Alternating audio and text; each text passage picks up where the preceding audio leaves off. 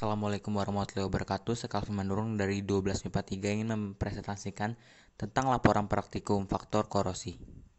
Yang pertama, latar belakang. Dalam bahasa sehari-hari, korosi dikenal dengan perkaratan, yakni sesuatu yang hampir dianggap sebagai musuh umum masyarakat. Karat adalah sebutan bagi korosi pada besi, padahal korosi merupakan gejala destruktif yang mempengaruhi hampir semua logam. Besi adalah salah satu dari banyak jenis logam yang mengalami korosi. Tidak perlu diingkari bahwa logam itu paling awal menimbulkan korosi serius. Karena itu, tidak mengherankan bila istilah korosi dan karat hampir dianggap sama. Korosi dikenal merugikan karena bersifat merusak logam dan membahayakan. Kerugian yang ditimbulkan korosi mencapai sekitaran 13,5 triliun per tahun. Kerugian yang dapat ditimbulkan oleh korosi tidak hanya biaya langsung, seperti pergantian peralatan industri, perawatan jembatan, konstruksi, dan sebagainya.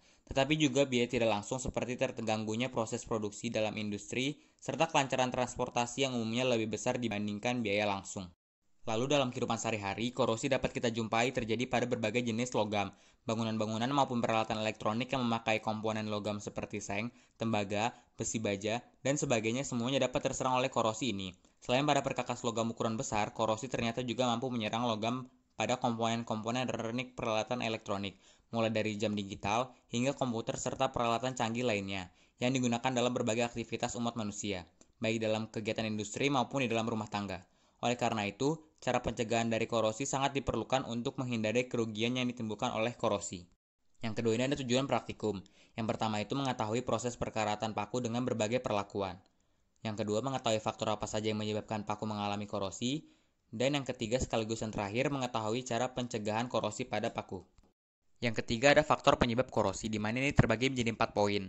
Poin pertama itu pH, di mana korosi akan meningkat pada pH kurang dari 7 dan pH lebih dari 13. Lalu ada air dan kelembapan, di mana semakin lembab udara, juga semakin sering logam bersinggungan dengan air, maka semakin besar kemungkinan terjadi korosi. Lalu ada permukaan logam, di mana semakin tidak rata permukaan logam, maka akan semakin besar kemungkinan terjadi korosi. Dan yang terakhir ada temperatur, di mana semakin tinggi suhu, maka semakin besar kemungkinan terjadinya korosi. Lalu yang keempat ada alat dan bahan. Yang pertama ada 6 cup gelas plastik, ada cuka, garam, minyak, 6 buah jarum pentul atau peniti, ada amplas, plastik, karet, dan juga air. Yang kelima ada cara kerja. Pertama, amplaslah jarum pentul, lalu beri tanda A, B, C, D, E, dan F. Yang kedua, masukkan 1 jarum pada masing-masing gelas. Yang ketiga, masukkan air biasa pada gelas A, air panas pada gelas B, cuka pada gelas C, larutan garam pada gelas D, minyak goreng pada gelas E, hingga setiap paku atau jarum terendam. Biarkan gelas F hanya berisi paku atau jarum. Yang keempat, tutup masing-masing gelas dengan lembaran plastik. Dan yang terakhir, amati, foto dan catat perubahan selama 5 hari.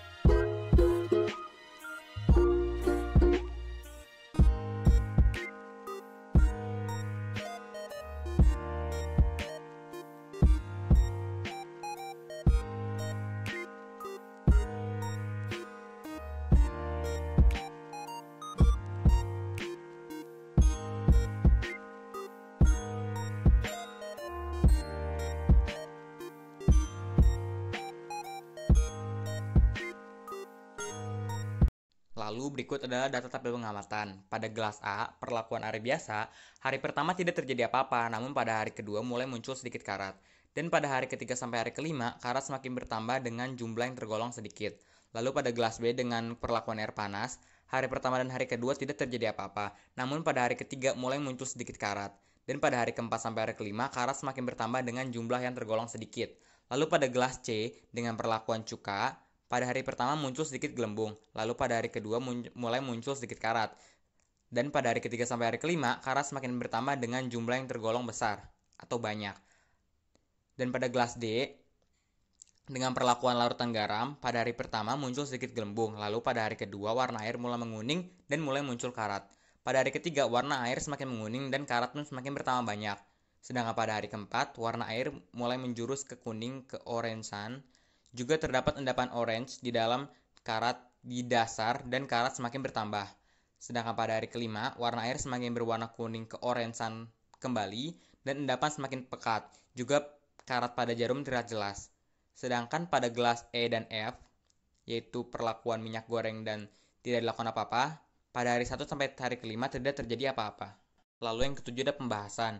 Dari hasil pengamatan sebelumnya, dapat disimpulkan bahwa yang paling cepat mengalami korosi adalah jarum di dalam gelas D, lalu disusul oleh gelas C. Hal ini sesuai dengan teori di mana larutannya mengandung asam dan garam mengakibatkan lebih mudah untuk logam mengalami korosi. Lalu pada jarum yang terdapat di gelas E dan gelas F tidak mengalami perkaratan sama sekali. Hal ini dikarenakan minyak sendiri memiliki sifat memperlambat terjadinya korosi, sebab minyak tersebut akan mencegah logam bersinggungan dengan oksigen. Sedangkan jarum pada gelas F tidak bersinggungan dengan air, juga hanya bersinggungan dengan oksigen sangat sedikit sekali. Dan yang terakhir, untuk jarum yang terdapat di gelas A dan gelas B mengalami korosi, walaupun dalam skala yang kecil. Hal ini sesuai dengan teori, karena semakin tinggi suhu air, maka semakin mempercepat terjadinya korosi. Sedangkan pada gelas A yang sesuai dengan teori, dikarenakan air merupakan faktor yang terjadinya korosi. Seperti yang sudah saya singgung sebelumnya, di mana semakin tinggi kadar air atau semakin lembab suatu ruangan, maka akan semakin mempercepat terjadinya korosi.